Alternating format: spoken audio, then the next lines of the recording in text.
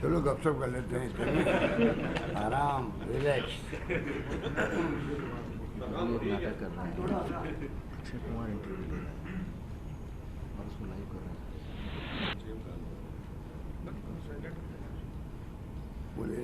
Interview ले रहे हैं अभी, पूरे देश में लाइव कर रहे हैं। लग रहा है कोशिश तो करो कोशिश करो दिखाने की थकावट नहीं है। और फिर भी आप सुबह 3-3:30 बजे सो रहा हूँ, 2 घंटे उठ जाता हूँ। अभी देखो ना, फिर देरी हो गई, मुझे 9 बजे पहुँचना था यहाँ। 2 घंटे नहीं सो हेलीकॉप्टर में झपकी ले पाता है, हेलीकॉप्टर में झपकी ले पाता है कि नहीं? वाइब्रेशन मैं तैयारी करता हूँ।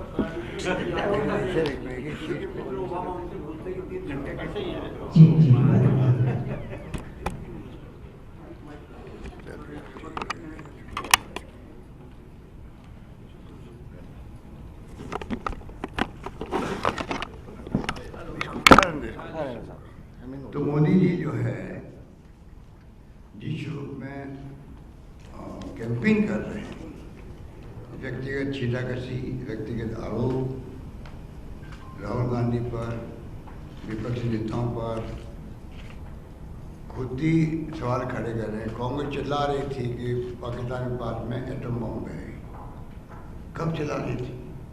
खुद ही प्रश्न खड़े करते दूसरी पार्टियों के और खुद ही उसका जवाब देते। मतलब ये एक प्रकार से जनता को गुमराह करने के अलावा कोई काम नहीं करते। और अभी तक वो मुख्यमंत्री की जो शैली होती बोलने की, उससे वो बाहर नहीं निकल पाए 5 साल के बाद में भी।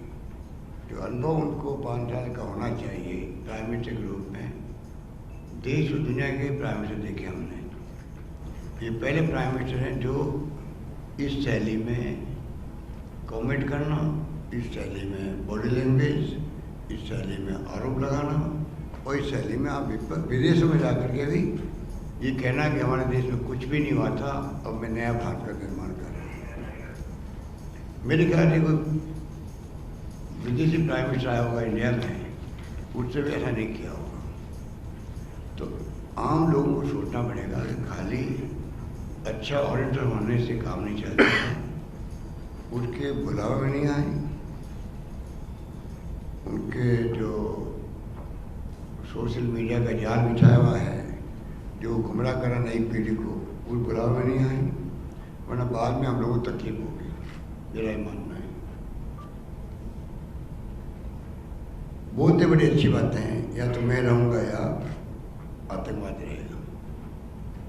और आप तो कहते हो इंदिरा गांधी जी ने तो करके दिखा दिया। इंदिरा गांधी ने खालिस्तान नहीं बनने दिया, वहाँ भी आतंकवाद था, आतंकवाद का लोहा ही नहीं लिया, उसको जड़ मूल से ही खत्म कर दिया। इंदिरा जी ने किया, रही सही कसर सरदार बेंची जी थे मुख्यमंत्री, उन्होंने कर दिया, उनको बम से विस्फोट से उड़ा दिया गया। तो ये जुमलेबाजी करना बंद करो। देश की जो मुख्य समस्याएं हैं, रोजगार की मुख्य समस्या है, NSSO जिसने कहा और जिसकी लीक हुई खबरें हैं कि 40 साल में सबसे ज़्यादा बेरोजगारी की रेट अब बढ़ी है, अभी है देश के अंदर है।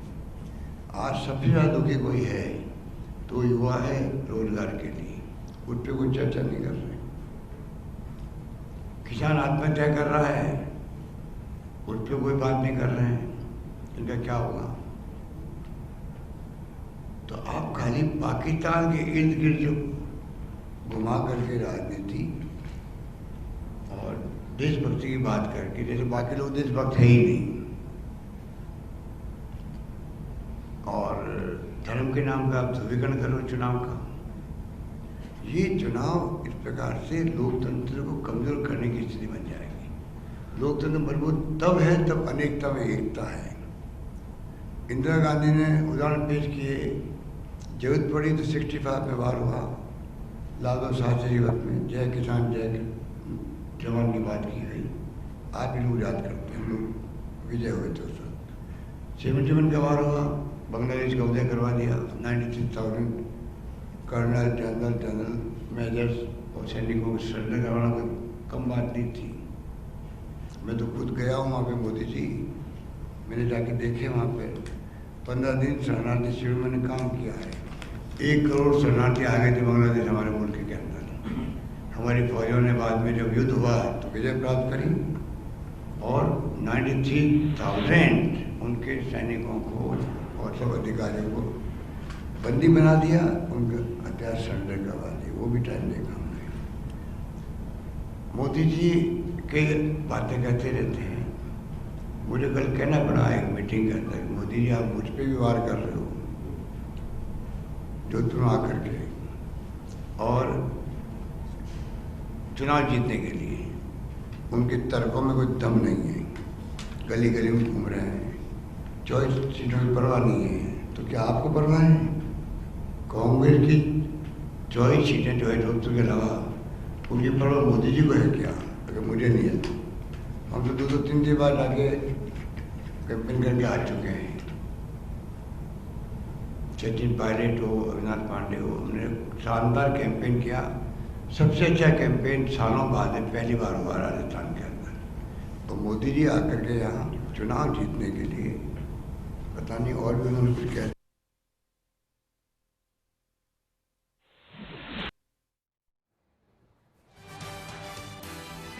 तो आप सुन रहे थे मुख्यमंत्री अशोक गहलोत को, जो लगातार प्रधानमंत्री नरेंद्र मोदी पर हमले कर रहे हैं। और सुनिए एक बार। विजय प्राप्त करी और 93,000 उनके सैनिकों को और सब अधिकारियों को बंदी बना दिया, उनका हथियार सरेंडर करवा दिए। वो भी टाइम देखा हमने। मोदी जी कई बातें कहते रहते हैं। मुझे कल कहना पड़ा एक मीटिंग के अंदर, मोदी जी आप मुझ पे भी वार कर रहे हो जो तुम आकर के, और चुनाव जीतने के लिए उनके तर्कों में कोई दम नहीं है। गली गली में घूम रहे हैं, 24 सीटों की परवाह नहीं है। तो क्या आपको परवाह है? कांग्रेस की 24 सीटें जो है दोस्तों के अलावा उनकी परवाह मोदी जी को है क्या? अगर मुझे नहीं है तो हम तो 2-3 बार आगे कैंपेन करके आ चुके हैं। सचिन पायलट हो, अविनाश पांडे हो, हमने शानदार कैंपेन किया। सबसे अच्छा कैंपेन सालों बाद पहली बार हुआ राजस्थान के अंदर। तो मोदी जी आकर के यहाँ चुनाव जीतने के लिए पता नहीं और भी उन्होंने कुछ कह दिया मेरे बारे में।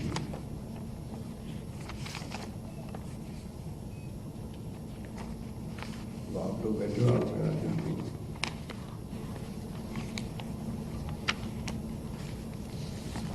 बेटे को बचाने को घूम रहे हैं, बेटे को बचाने को घूम रहे हैं,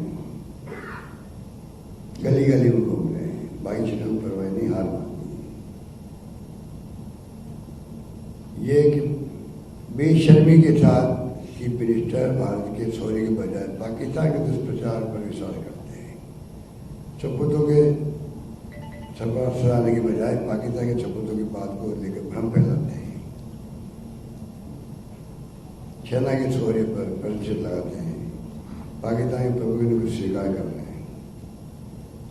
दूसरा आरोप ये है, अब बताइए, एक चुने हुए मुख्यमंत्री लोकतंत्र में जो प्राइम मिनिस्टर डेमोक्रेसी में चुन के जाते हैं, उस ढंग से राज्यों के लिए चीफ मिनिस्टर भी डेमोक्रेटिक तरीके से चुन के जाते हैं। उनके बारे में सब काम लेना क्या उचित है? अगर ये काम वो चीफ मिनिस्टर कर रहा है तो उसकी गवर्नमेंट डिस्मिस करना चाहिए। जब पाकिस्तान में मिला हुआ चीफ मिनिस्टर है, उनकी बोली बोलता है, तो ऐसी गवर्नमेंट डिस्मिस करना चाहिए। तो क्या चुनाव जीतने के लिए आप इस स्तर को गिर सकते हो? प्राइम मिनिस्टर इस नीचे स्तर आ सकता है, ये सोच के परे है। तो के बाद मुख्यमंत्री जी आपका मोदी और भाजपा के, अरे मुख्यमंत्री जी आपका मोदी और भाजपा के विरुद्ध होगा, कम से कम किसानों के कुछ सोचिए। किसानों की सूची नहीं दी हम लोग। कोई गवर्नमेंट ऐसी नहीं होगी देश के अंदर जो केंद्र सूची मांगे और कोई नहीं दिया।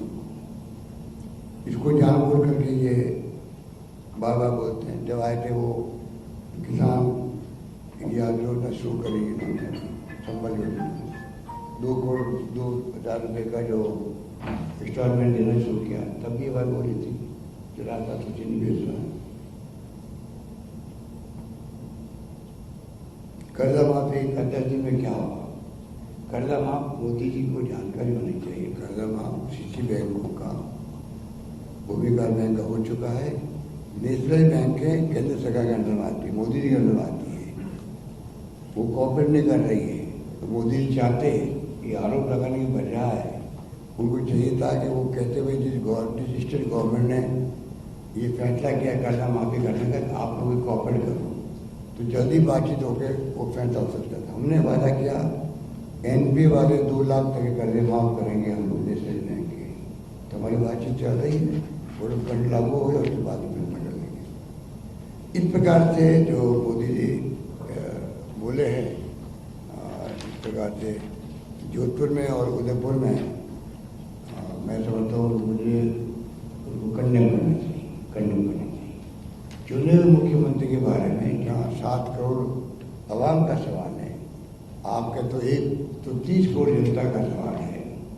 मैं कहता हूँ मेरी 7 करोड़ जनता का आवाम का सवाल है। आपको किसने अधिकार दिया उनकी बेइज्जती करने का? उन्होंने चुनकर के सरकार बनाई है और मुझे मुख्यमंत्री बनाया। उनको खुद को नहीं बोलना चाहिए, वो खाली 31% वोट लेकर के प्रधानमंत्री बने। 100 में 31 वोट उनको मिले, सिर्फ 69 वोट उनके खिलाफ पड़े हैं 2014 के अंदर। ये नहीं बोलना चाहिए उनको। तो डेमोक्रेसी में वो चुने गए, हम सब ने वो प्रधानमंत्री को स्वीकार किया देश ने, पर वो देश के प्रधानमंत्री की बजाय खाली आरएसएस और बीजेपी के प्रधानमंत्री बन के रह गए।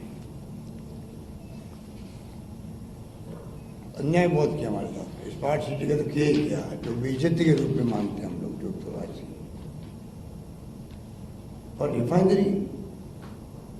रिफाइनरी को बर्बाद करने का क्या अधिकार था हमको? 40,000 करोड़ बचा दी हमने। इसका मतलब 40,000 करोड़ जो सरकार फालतू में खर्च कर रही थी, उनके खिलाफ एक्शन लेते हम, एक पत्र लिखते कि आप बर्बाद कर रहे हो, आपका एग्रीमेंट ठीक नहीं है। क्या कारण है कि आपने खाली से कांग्रेस को नहीं मिले इसलिए आपने डिले किया। नई कंपनी को वापस दिया आपने, उसका डीपीआर बराबर टॉयलेट बनाने के लिए दिया आपने, जबकि पहले SBI capital state bank of India की सब्सिडी है उसके माध्यम से बन चुका था और शानदार बजट था वो। अब जो 7,000 करोड़ बढ़ गई है उसके जिम्मेदार कौन है?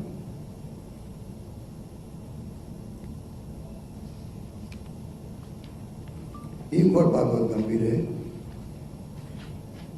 कि पुलवामा में 40 लोग मारे गए। कुछ पहले पठानकोट में और उरी में हमले हुए, 3 हमले हुए। तो कहाँ हेकड़ी निकल गई पाकिस्तान की?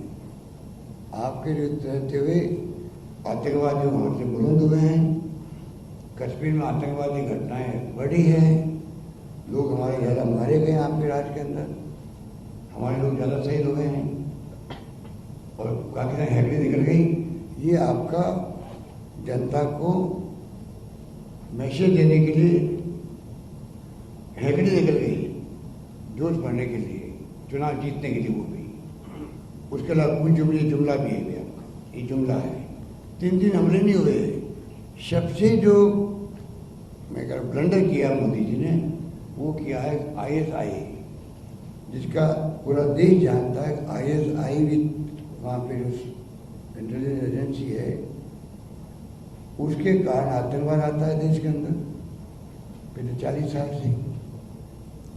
उसके कारण सरकार बदलती वहाँ पर, डेमोक्रेटिक चुनी हुई सरकार वहाँ पर ध्वस्त की जाती है, प्रधानमंत्री को अरेस्ट किए जाते हैं और सैनिकों का शासन होता है। उसमें सबसे ज़्यादा हाथ होता है तो ISI का होता है।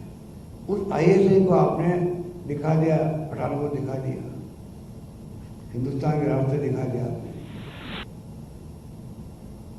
किसके दबाव में किया आपने? किसके दबाव में किया? अभी जब मैंने आरोप लगाया 93,000 सैनिकों को सरेंडर करवाया, तो आपने कह दिया उस वक्त इंदिरा गांधी ने दिमाग आकर वो छोड़ दिया। 40 साल बाद पहले की बात को आपने उनको तोड़ मोड़ रहे हो आप। अरे आपका अनुभव बहुत कम है अभी।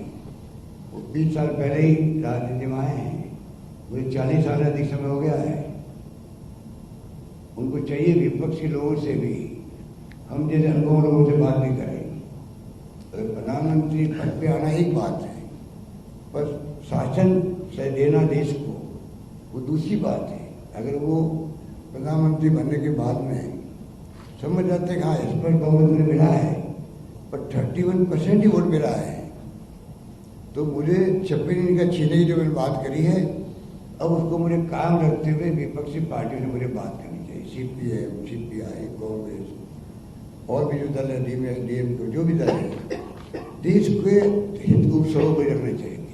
मोदी जी ने देश के हित नहीं रखे हैं सर्वोपरि, और ना बीजेपी के रखे हैं, ना RSS के रखे हैं। उन्होंने सबसे पहले अपना हित, उसके बाद में अमित शाह का हित, उसके बाद में जुमलेबाजी देश चलाने के लिए, इसके अलावा कुछ नहीं किया।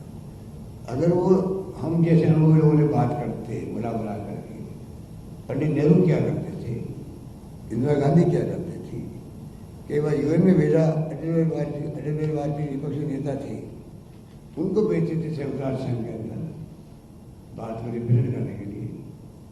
जब बांग्लादेश का वार हुआ था उसके पहले जयप्रकाश नारायण 4-5 नेता देश के गए थे पूरी दुनिया को बताने के लिए कि आज हालात ऐसे हो गए हैं, 1 करोड़ शरणार्थी तो आ चुके हैं, आगे बताइए क्या होगा। इतना बड़ा मुक्ति आंदोलन चल रहा, बांग्लादेश मुक्ति का आंदोलन इतना बड़ा चल रहा, मुक्ति क्षमा बन चुकी है। मैं खुद 15 दिन गया वहाँ सेवा करने, मुझे मालूम है वहाँ क्या दृश्य थे।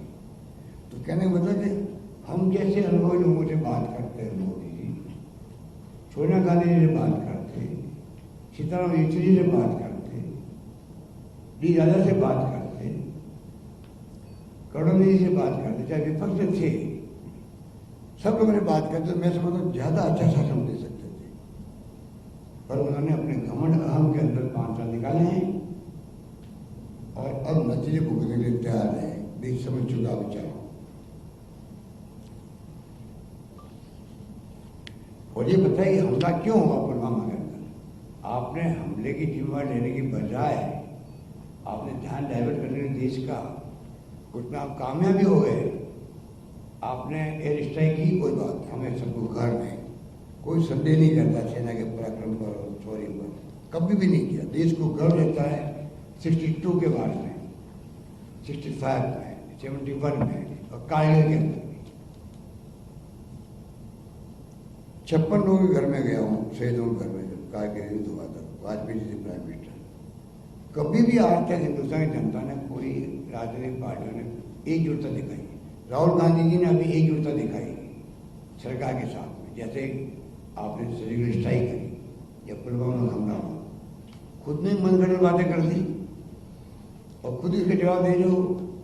ये जो आपकी जो अप्रोच है, ये जनता आगे चालों को समझ चुकी है।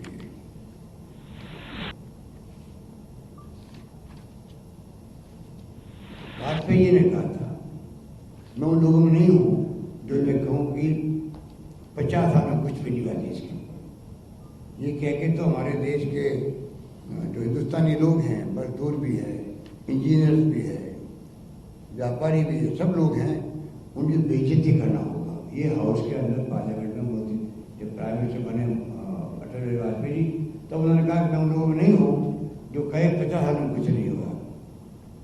50 साल में बहुत कुछ हुआ देश के अंदर, और ये उनकी तोहन करना है, ये क्या करते हैं। तो मोदी जी क्या वाजपेयी जी की पार्टी के नेता हैं, नेता रहे हैं, प्रधानमंत्री रहे, क्या उनसे प्रेरणा नहीं ले सकते थे वो? और वो विश्वास करते नहीं करते, उन पर तो कर सकते थे। उन्होंने क्यों कहा, हाँ उल्टी बात क्यों करे? 70 साल में क्या किया आपने? और जो उनकी बातें हैं उनमें बड़ी हंसी भी आती है।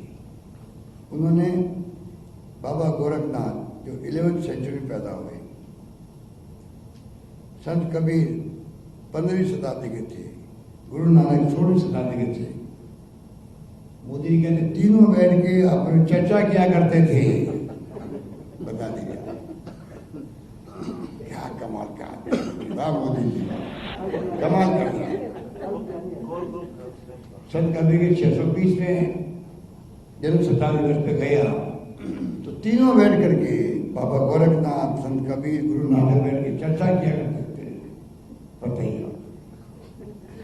श्यामा प्रसाद मुखर्जी 53 के अंदर श्रीनगर में रहते हुए, श्रीनगर इनके संस्थापक थे वो जनसंघ के। और आप कह लो उनकी मौत स्विट्जरलैंड में हुई और पंडित नेहरू ने उनकी आशीष को उनके क्या कहते हैं अस्थियों को हिंदुस्तान लाने नहीं दिया और मैं लेके आया हूँ।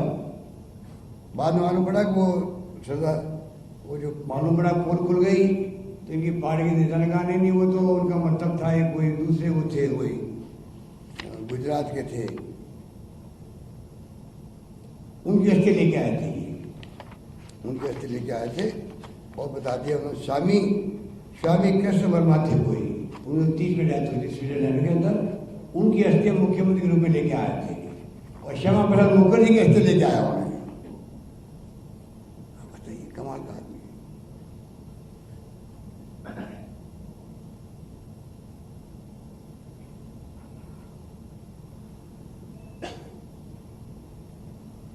बाकी तो वर्ल्ड इकोनॉमिक फोरम दबाव में कहते 600 करोड़ लोगों ने मोदी सरकार को चुना है।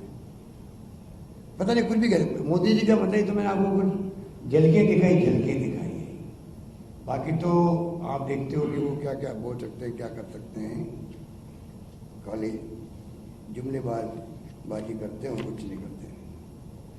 बार बार राहुल गांधी के बारे में बोलते हैं, पूछो कि भी कुछ तो ऐसा किया होगा कि 70 साल के बाद में ही 30 साल से इस परिवार का कोई सदस्य को पद पे नहीं है। 30 साल से लास्ट में राजीव गांधी थे इस पद पर प्राइम मिनिस्टर, कोई मंत्री नहीं बना, प्राइम मिनिस्टर नहीं बना। 30 साल तक तो कोई पद पे है नहीं। 70 साल हो गए देश को आजाद किए हुए। अगर कांग्रेस पार्टी क्रेडिबिलिटी इस परिवार के प्रति है, क्योंकि इतना बड़ा मुल्क है ये, कोई मुल्क छोटा मोटा नहीं, 2000 करोड़ की आबादी का नहीं है। 130 करोड़ में दक्षिण पूर्व पश्चिम सब लोग रहते हैं। नॉर्थ ईस्ट भी रह गया, कश्मीर की समस्या अलग है, अलग अलग भाषाएं बोली हैं। अगर सबको यकीन हो कि नहीं हमारे कांग्रेस के ये नेता सबको साथ लेके चलते हैं, न्याय करेंगे, क्योंकि परंपरा चली आ रही कांग्रेस, इनको तकलीफ नहीं होती है। बीजेपी के पेट में दर्द क्यों होता है कि राहुल गांधी नेता है कांग्रेस का, इनको क्या तकलीफ है? मोदी जी को तकलीफ क्यों है? वो राहुल गांधी के पीछे क्यों पड़े रहते हैं? इसका जवाब देखो। उनके बगैर उनके ऊपर आरोप लगाए हुए उनका कोई पूरे स्पीड होती नहीं है। अब जो कहा परमाणु बम के बारे में, तो मैंने जवाब दिया, आप छापा होगा, देखा होगा कि किस प्रकार से पंडित नेहरू के जमाने में, जब मोदी जी मेरी उम्र बराबर, मैंने कहा था, हम 4 साल के थे जब पंडित नेहरू ने एटॉमिक पावर संस्थान खड़ा कर दिया था। 54 में जब मोदी जी मेरी उम्र 4 साल की थी, 67 के अंदर भाभा एटॉमिक रिसर्च सेंटर बन गया था देश के अंदर, और 74 में इंदिरा गांधी ने पोखरण के अंदर भूमिगत विस्फोट कर दिया था। पूरी दुनिया चकित रह गई क्या होगा। और वही बाद में वाजपेयी के वक्त में विस्फोट वापस किया गया था, पाकिस्तान ने विस्फोट किया। ये तो इतिहास गवाह है। आप प्राइम मिनिस्टर हो, प्राइम मिनिस्टर का हर शब्द, मेरी कोई व्यक्तिगत कोई दुश्मनी थोड़ी है मोदी जी से, कोई हर शब्द प्राइम मिनिस्टर का दिल को छूने वाला होना चाहिए। क्या मोदी जी बताओ मुझे, आप जब बोलते हो तो आपकी बातों को जो लोग गुमराह हो रहे हैं आपसे, आप सोशल मीडिया से हो रहे हैं, उनको छोड़ दीजिए। वो नई पीढ़ी के लोग भी हैं, कल आने वाला भारत उनके कंधों पर रहेगा। उनको मैं कहना चाहूँगा कि ये जो भ्रम फैला रहे हैं इनके मीडिया की टीमें, वो भी एक षड्यंत्र है, उनके चक्कर में नहीं आया वो लोग। मेरा मानना ये है।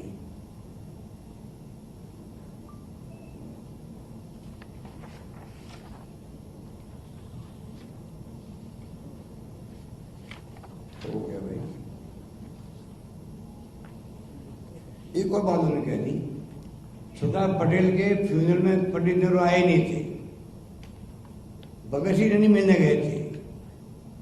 रिकॉर्ड की बातें हैं। इतिहास का प्राइम मिनिस्टर को अगर पूरा ज्ञान नहीं हो, ये संभव होता है, प्राइम मिनिस्टर या मुख्यमंत्री जो नहीं, हम लोग कोई हर इतिहास का ज्ञान रखें, पर प्राइम मिनिस्टर और मंत्री, मुख्यमंत्री, प्राइम मिनिस्टर कोई हो, पूरी ब्रीफिंग लेते हैं बोलने के पहले। या तो बोलो मतलब बात को, अगर आप बोलते हैं तो पूरी ब्रीफिंग लो, आप अपना ऑफिस से लो, उसके बाद में आप बोलो। देश की जनता को संदेश देने के लिए बोलना पड़ता है, मतलब नहीं करनी पड़ती, कुछ भी करो, पर कम से कम सच्चे पे चलो। आप बाद में वापिस कांग्रेस को बताना पड़ता है, ये देखिए फ्यूनरल का ये चीज ये है, सब मौजूद थे वहां पर। और ये संभव है क्या? सरदार पटेल गृह मंत्री थे, डिप्टी सीएम, डिप्टी पीएम थे, और आपदा से जगह में नहीं गए कोई। मोदी जी क्यों बोलते ऐसी बातें? सबका साथ सबका विकास, इसकी धज्जियां उड़ा दी मोदी जी ने। सबका साथ सबका विकास, क्या सबको साथ लेके चले वो? अगर सबको साथ लेके चलते, उनका बड़प्पन दिखता उसके। सबका साथ सबका विकास, सब तरह धज्जियां उड़ गई उसकी। ना तो विपक्ष को साथ लिया, ना सभी जातियों को साथ लिया, ना सभी धर्म के लोगों को साथ लिया, ना सभी देशवासियों को साथ लिया।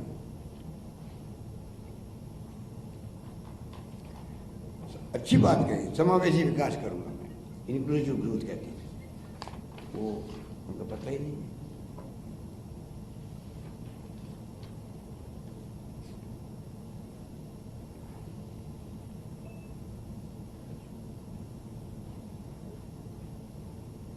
मेरे शताब्दी की बात करें, उनको तो ज्ञान भी नहीं होगा मेरे शताब्दी कौन थी।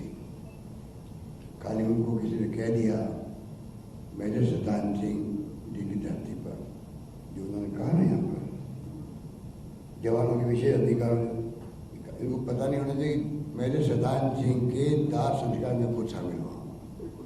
काला करेंगे कांग्रेस, ऐसे नहीं फैसला है न्याय की तरह की। मैं इसको बड़ा फैसला मानता हूँ। किसानों का बजट पूरे पार्लियामेंट के अंदर डिस्कस होकर के पास होना, ये एक ऐतिहासिक स्वर्णिम अवसर में लिखा जाएगा। ये फैसला देश के इतिहास में भी और कांग्रेस के इतिहास के अंदर भी।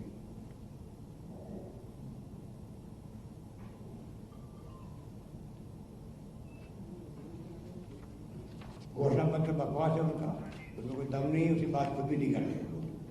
और कांग्रेस घोषणा पत्र की चर्चा पूरे देश में हो रही है। 100 दिन की बजाय 150 दिन का रोजगार देंगे, नरेगा वो भी क्या दिया है। अब मैंने आपसे बात टुकड़ों में कर ली है।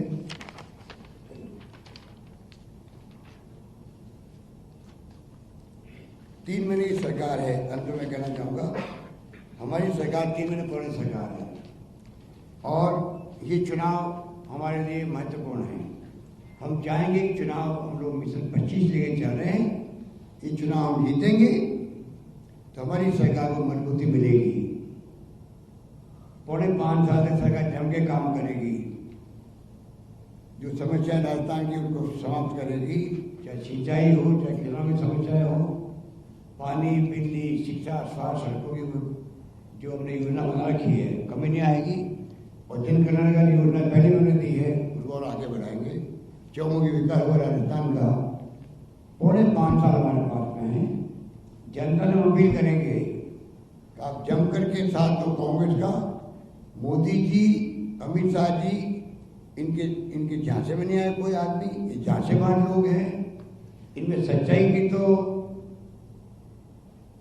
झूठ बोलना महापाप है, और मोदी जी ने सच्चाई बोलने की कसम खा रखी है। ये स्थिति है देश के अंदर।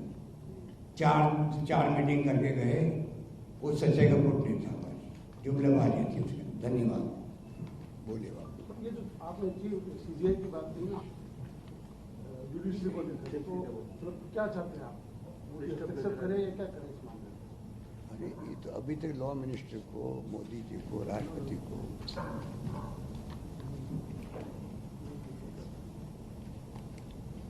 ये बात उस वक्त भी कही थी। हमने जब 4 जजेज ने प्रेस कॉन्फ्रेंस की, तब भी मैंने कहा था कि प्राइम मिनिस्टर,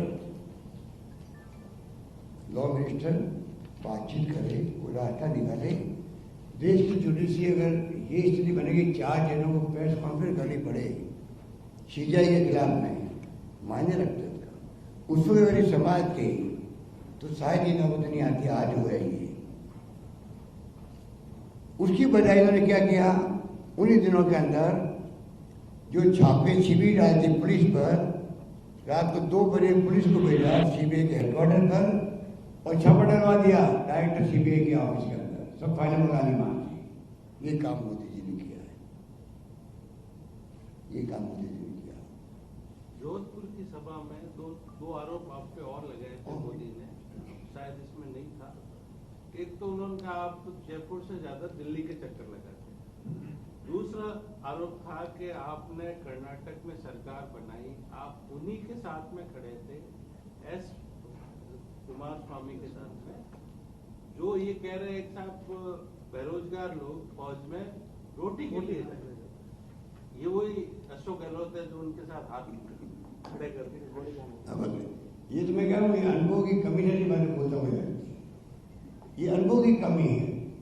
अनुभव का कोई विकल्प नहीं होता। देखो, ये तो मैं कह रहा हूं आपको कि कान की बात, वो क्या एक कहावत है ना, वो कुनबा जोड़े कहीं की बात भानुमति ने कुनबा जोड़ा, कहीं की बात कहीं का रोड़ा, भानुमति ने कुनबा जोड़ा। कहीं की बात कहीं का रोड़ा, भानुमति ने भानुमति कुनबा का रोड़ा जोड़ा। अब बताओ आप कहाँ लेके चले? मैंने सरकार बनवाई वहां पर, आपकी तो बेइज्जती हुई वहां पर। आपने गवर्नर ने शपथ दिला दी, मोदी जी आपने शपथ दिला दी वहां पर अपने येदियुरप्पा को, और रात 2 बजे सुप्रीम कोर्ट का खोलना पड़ा, उनको सुनवाई करनी पड़ा 2 बजे।